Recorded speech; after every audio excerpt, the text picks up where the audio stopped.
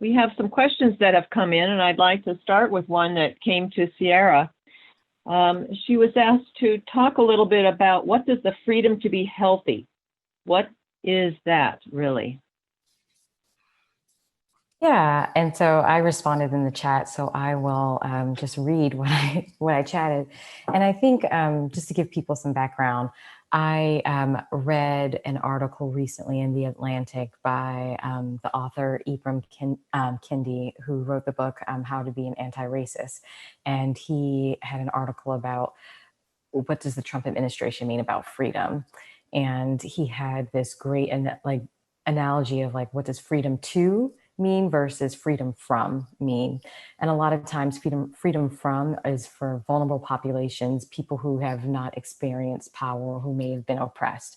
And freedom to is folks who feel like they have agency and maybe privilege. And so when, asking to explain what did I mean by freedom to be healthy, as a public health, with a public health background, a lot of times I always look to WHO or the CDC.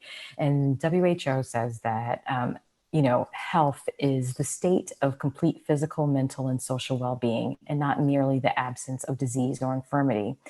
And so really to be healthy, or freedom to be actively healthy, is kind of hard in the United States, as we have policies and beliefs that make it hard for people to even just get to the absence of disease or infirmity. So if we're really working towards equity and justice, we can hopefully get rid of these disparities between groups.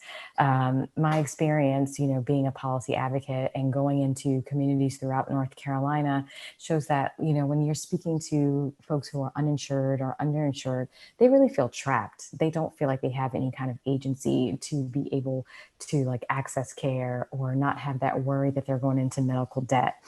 And so I think, if we're going to have health policies that are going to help us get towards equity and justice, I think it will make, decrease the burden that people have, to achieve health and feel that they are healthy. And, what would be the outcome of more people being free to be healthy would be that it shouldn't depend on your zip code or the color of your skin or the language that your parents speak in the home, that, could already determine your life expectancy and, maybe what, health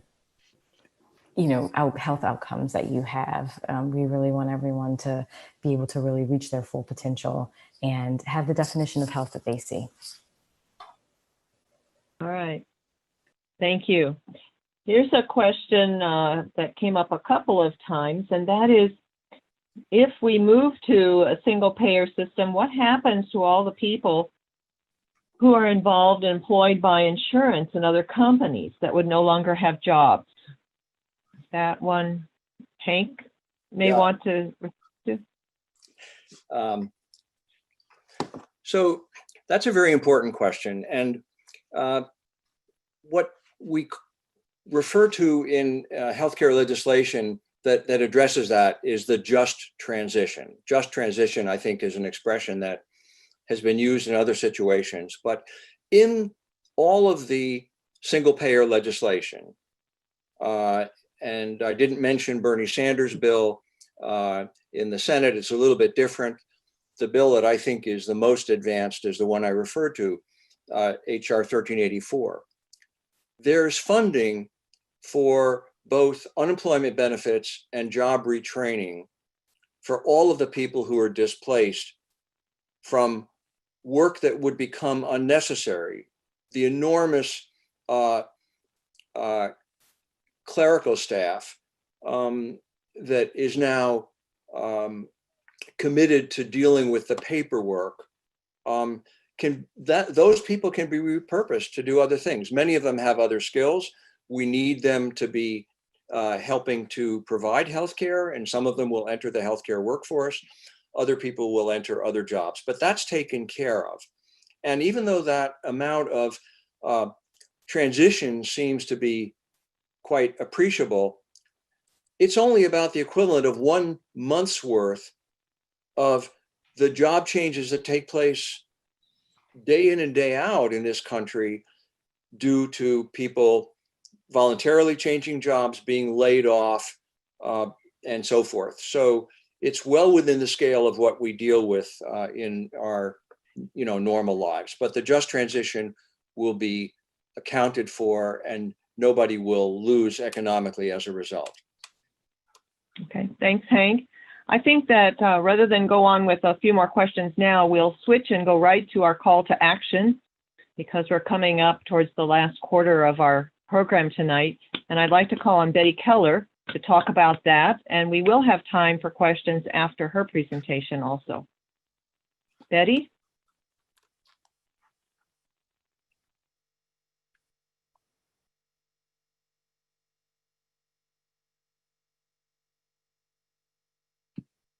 Good evening. I'm pulling up my share screen here, and let's see here.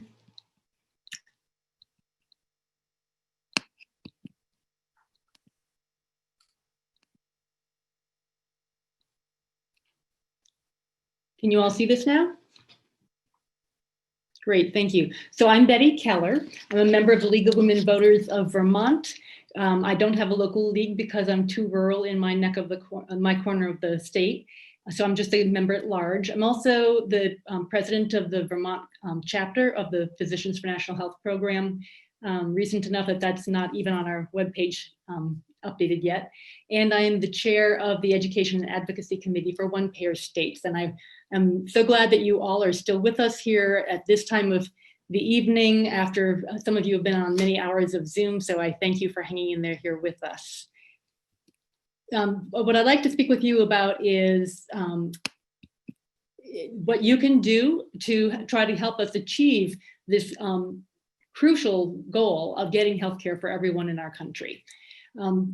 First, if you do not feel comfortable currently in trying to persuade anyone else to support single payer, then some opportunities for educating yourself are to look at the toolkit on the League of Women Voters website. We have the link here. It's been emails we've sent around. It will be in emails following up afterward. And if you just signed up for this caucus using a YouTube link and not having registered with the Zoom, then you can get on our mailing list to get this information at lwv.healthcare.questions@gmail.com. And so then we can give you the link. You can also look at other trusted websites like pnhp.org. They have this great segment called the Kitchen Table Talks. OnePayerStates.org, which has been doing these OPS office hours I'll be talking with you about, and healthcarenow.org, all great sites for educating yourself. The OPS office hours have been going on a couple times a month for the last couple of months, and the League of Women Voters will be doing, this group that organized this caucus will be doing a tutorial on July 7th. In addition, a group of us have been in, Linda had mentioned at the very beginning, the Healthcare Reform Network of the League of Women Voters. There's both a monthly phone call and an email Google group that we communicate with. So these are all great resources for staying connected and keeping up to date on what things are happening, and how you can educate yourself and advocate. So the OPS office hours, the next one will be on June 30th from 5 to 8 p.m. Pacific time. And this was specifically chosen as a time to be soon enough that when you all are still motivated from this caucus, that you can follow up on it. And there will be a beginning to learn the basics of single payer at 5:30. And other than the main room having that talk, the rest will be focus groups that will meet in the breakout rooms with volunteers. So from 5 to 6:30, that will be for people who already understand single payer and want to sneak out and go into a breakout room. And after the basic presentation, there'll be time for more questions and answers and more breakout room trainings. The League of Women Voters tutorials, I'm having trouble getting my arrows to work. The League of Women Voters tutorials will be specific for activities that league members are interested in. How do you educate your local league and state league? How do you develop an effective healthcare committee in your league? Developing relationships with your elected officials, finding advocates in your state and collaborating with them, and using social media to amplify your message. So that tutorial will be on Tuesday night, July 7th, 4 to 6 p.m. Pacific time. Additional topics will be selected from those that you all request, either in the chat bar or by sending an email or by responding to the email and survey that we'll be sending out after this caucus. So after you've gotten the education that you need to feel more comfortable, then you want to advocate for what is best for our country. This is a nonpartisan issue. It's only partisan by people who oppose it. In other countries that have healthcare systems that cover everyone, officials will not get elected if they do not support their healthcare system. You need to talk to people with different perspectives. If you only talk to people who already agree with you, we won't build support. Better together, find allies to work with you, and find a network of support if you're feeling lonely. If you're living in a community where there are not a lot of other people who are actively working for it now, things like the healthcare network can be a good place to make connections. Community networks. In this day when door-to-door campaigns and rallies are not appropriate, you need to think outside the box. You can ask a faith community, a book group, parent-teacher organization, civic organization, or other community group to host a discussion. You can invite elected officials, hospital administrators, or others to listening sessions. Some places call them town meetings, town halls. You can also create earned media opportunities and send photos and press releases to your local media. And if you don't know what earned media is, that would be a good reason to go to the tutorials. Regarding social media, some of you are already on Facebook and other platforms. If you aren't currently, I'd suggest you just choose one so you can figure out how to use that one most effectively. So you want to identify sources whose voices you want to amplify, figure out which platform best fits your interests, your temperament, the time you have. Learn how to use it effectively. If you have not used Twitter and you're interested, one of our members, Ruth Heronchar, is willing to work with folks, so you can mention that in the chat bar or in an email response. Instagram, Reddit, and Facebook are other platforms you may want to consider. So our goals are to motivate the League of Women Voters of the United States to actively advocate for the League's position, to really build grassroots momentum so that we will go forward on supporting the position that we chose a long time ago. Also to educate elected officials, state administrations, and hospital administrators and boards on the urgent need and the viability of a publicly funded healthcare system. We need to recruit advocates from varied perspectives, enhancing the message that this is nonpartisan and that support is broad-based. And we need to educate the public until it is politically impossible for elected officials to oppose single payer. That's how we got the bill passed in Vermont. We've had challenges with that after the fact, but it got to where politicians had to support it because they would not get elected if they opposed it. So right here, thank you so much for your time and your attention. And thank you so much to Sierra and Hank for your presentations. And I look forward to having you folks provide more answers to questions after this.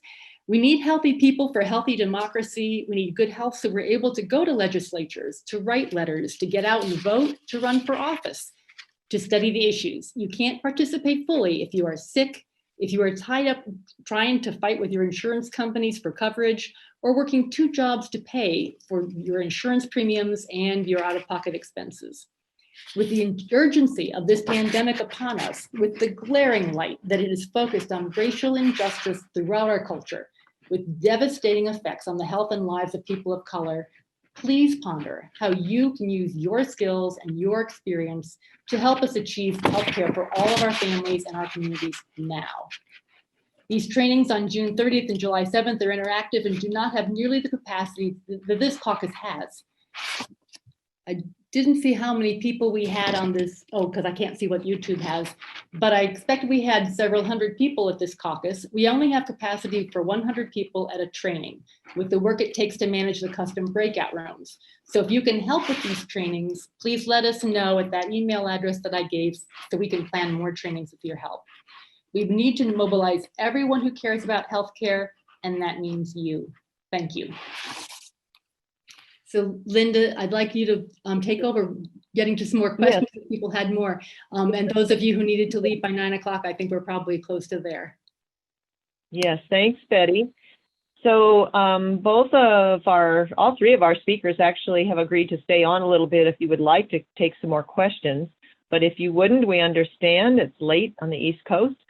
Please watch for an email from us that will have a link for this recording, a link for a survey where you can ask some more questions. Sierra has graciously agreed to respond to those if some are directed right to her. And we hope to keep you in our network and have you join our Google group or our conference calls, and opportunities to do that will be sent in the follow-up survey. And a reminder to those of you who joined directly from the YouTube link, if you would go to that Gmail address and send us your email, we'd like to have that. And again, it's lwv.healthcare.questions@gmail.com. So I do have a couple more questions. One for maybe Hank. This asks, are individuals under the Medicare for All who are currently incarcerated or in detention centers covered?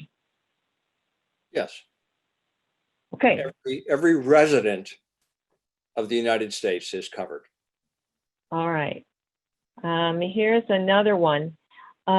What's your opinion about states attempting to create their own state single-payer financing system, or perhaps joining in a region, 3 or 4 states, to create a regional system? What are some of the pros and cons of this kind of smaller system? Betty, do you want to take an answer at that? Sure. So I think that right now it's a little bit risky because we don't have the bill HR 5010, which would enable states to work more closely with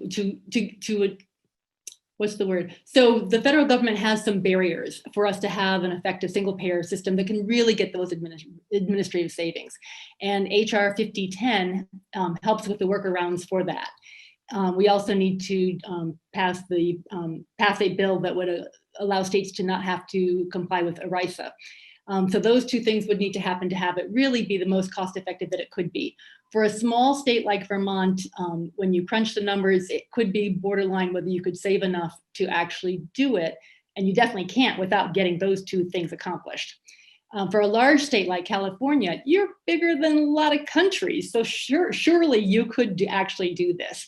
And the regional question is, there are some barriers to interstate commerce, but you can also do interstate compacts. So it might be something like you negotiated to have a larger pool in the negotiations for pharmaceutical prices.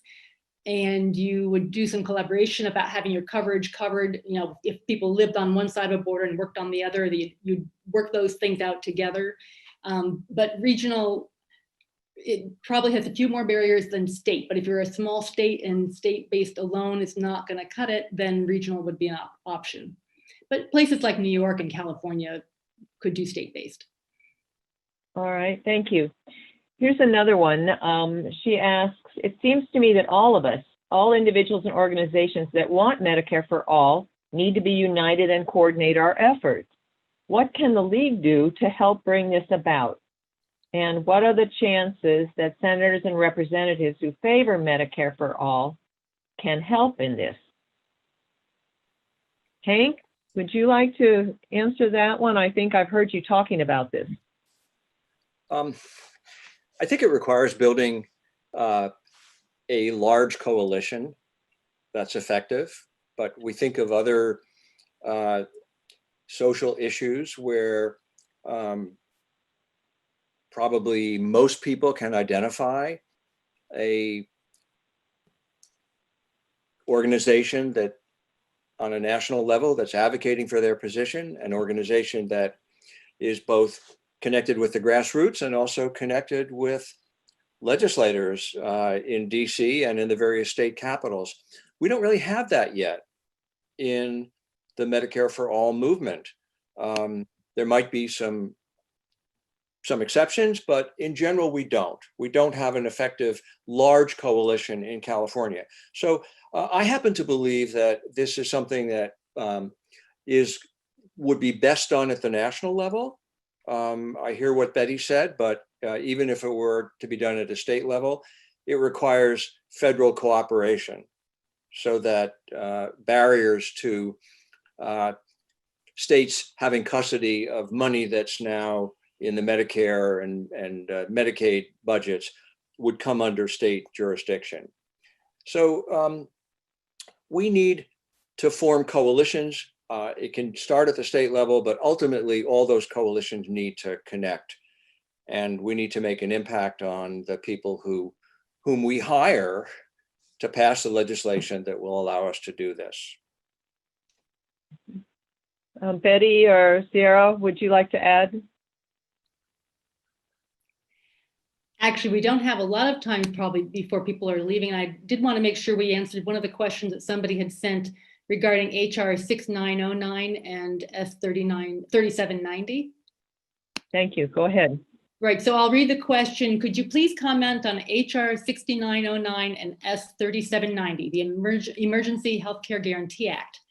I'm feeling so hopeful that attendees see the opportunity in the passage of these bills to make a big leap forward, reaching so many supporters and demonstrating the enthusiasm of the League's healthcare reform network for achieving a universal single-payer system of healthcare financing is truly a happening. What should we do as individuals and as leagues? What should we ask the League of Women Voters of the United States to do? So for those of you who aren't familiar, the Emergency Healthcare Guarantee Act is a great bill. They have, I don't know the current number of supporters, but they definitely need more. You want as many as you can get while they're going through these committees. So this bill provides for people who have become uninsured through the pandemic and also those who were already uninsured to go on Medicare now, or at least have Medicare paid their bills now, and to have the co-pays, deductibles, all the out-of-pocket costs for everyone, even if they're on private insurance, to be paid by Medicare. And through the time until there's an effective vaccine for COVID-19. And that is a huge, huge improvement for our country, for all those people who have lost their jobs because of this pandemic, and for people who were uninsured before that anyway. And for those who are underinsured, everyone who is underinsured would no longer have that barrier to care. That if they had a cough and they were nervous, they could go and have somebody take a look at them and decide whether they need testing, all that sort of thing. So that is a great bill. The companion bill in the Senate also could use some co-sponsors, but the one in the House is the one that's getting more attention as they try to get that, accepted into a committee. And all the things that we talked about for how you could advocate for 1384 are things you can do as far as reaching out to your elected officials, writing letters to the editor in support of it, all those sorts of things, just educating people about the benefits of this. And the more people we can get to do that fast, the better, because this is just an emergency bill for right now. It'll go away after we have the vaccine. There shouldn't be as much opposition to it to take care of people now. Thank you. All right, thank you. Are there other questions that you have seen in the chat? I think I've gone through most of those that were relevant for this part of our program. So perhaps I'll just conclude by saying that we hope many of you will join our network to continue this conversation, to continue tossing these questions around, and keep working at your local levels to find your allies so that you can put things together and build your critical mass. Thank you all very much for joining us tonight, and we'll look forward to seeing you again, hopefully at our League tutorial.